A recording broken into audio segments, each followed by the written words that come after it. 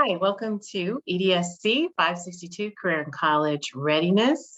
This is week 6, and today we're going to be talking about the interventions for middle school and the things that we should focus on for our students in middle school as far as career development is concerned. So at this point, we want to set some vocational goals, develop some skills for civic competency, acquire a set of values and ethical systems as a guided behavior.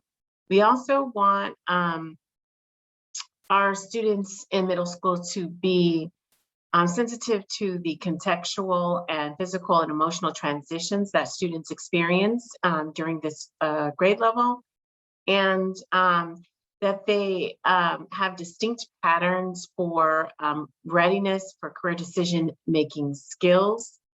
And right now, there's about 93% of middle school students that report that their goal in attending is to attend a regular college. 44% are the ones that actually really go.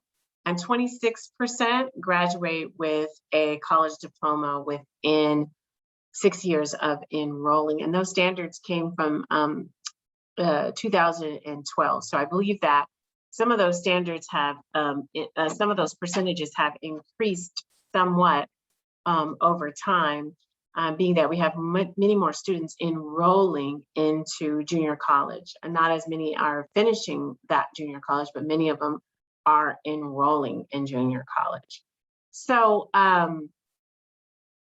some considerations as a middle school counselor, some things that we should do to help these students be prepared for career development, giving them an opportunity to explore different characteristics and educational options, giving them a wide variety of accommodations and differences due to career maturity, interests, values, and abilities, giving them concrete hands-on experiences, exploring their feelings and needs and uncertainties as they are developing their personal identity. So these are things that are very important to developing our middle schoolers in this area.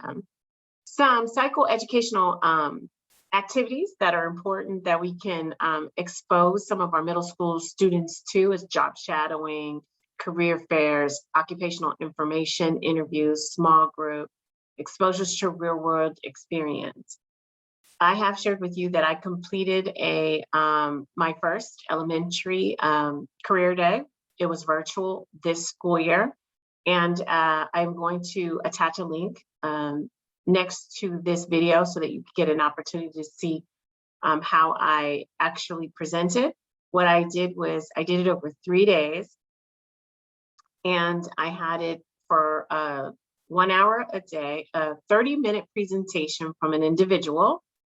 And that was like 20 minutes of presentation. I asked them to bring in something, a video, some kind of experience that would help them present their topic and what their job was like. Many of them came with wonderful presentations that showed their experiences, videos, different things. We had a variety of different occupations.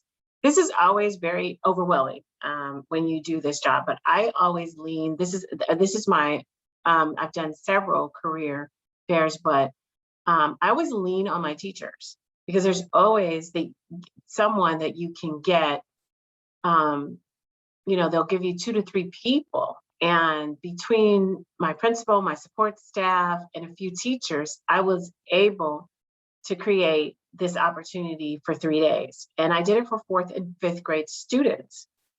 And I did it from 9 to 10 o'clock. So it was a great timing for my working individuals, because if they were at work, many of the jobs gave them the opportunity to go ahead and speak to us. They spoke to 2 different classes, a 4th grade class and a 5th grade class. They just repeated it. So they did it from 9 to 9:30 and then 9:30 to 10. That worked out very well because we used the platform of Google Meets. So we were able to invite them at that time into the Google Meet. So that worked really, really well. Many people, there's so many different platforms out there. So it was easy to get that Google Meets and invite them in at that moment, the way our district had it set up. And the kids were just amazed. I mean, they were excited. We were unable to record SpaceX because of the SpaceX rules, obviously, but he actually did it from his office in SpaceX. So we got a chance to see a lot of things that were going on at SpaceX. So that was really exciting. We just couldn't record it. And then, like I said, it went on for Tuesday, Wednesday, and Thursday. I find that those are the best days to have people to present. They went over their career choice, how they got there, the things that they had accomplished, primary subjects. I thought it was important for my elementary students to know what were these primary subjects that were important. Most of them focused on reading and math and the importance of those two things. And because of that, you know, it helps them to kind of connect. Why do I have to do this math? Why do I have to do know how to read this particular subject or understand this particular reading or subject? So, you know, just it was very interesting, and the kids loved it, and I look forward to it being an annual thing for our site. And you know, many of them wanted to come in person, so that was exciting to know. So that helps me with future presentations about that. Some other things that we want to talk about for the middle school. Now, again, I'm kind of putting everything together because I don't think it's separate. I believe that what you can teach these elementary students, you can teach the middle school students, and you can teach the high school students. You just kind of level it off according to their maturity for career development.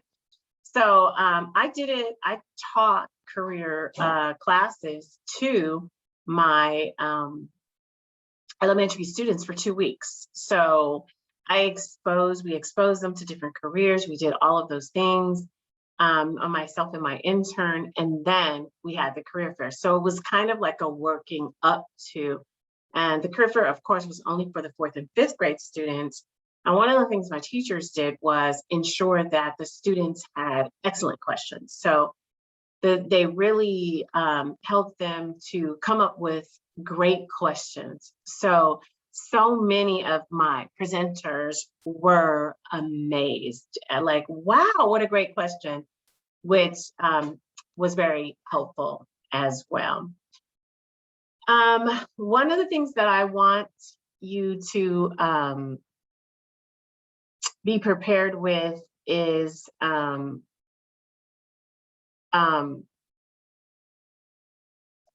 I'm going to share this with you. I'm going to share my screen in just a minute. I want you to be aware of the ASCA mindsets and behaviors for college, K-12 college and career readiness for every student. So it talks about the categories that are there, mindset, standards, behaviors, and it tells you about what they should be doing and how we should inform them in the K-12 setting. So these are the different standards. And then the final thing at the bottom of this particular resource, and this is on the ASCA website, is just where the primary resources came from. So these were all the different types of resources that they have. And next, I want to share with you the actual ACT website, because it's in regards to Association for Career and Technical Education. And this is a great resource for people to use if they're looking for resources to teach career development. So these are the things I wanted to share with you this week.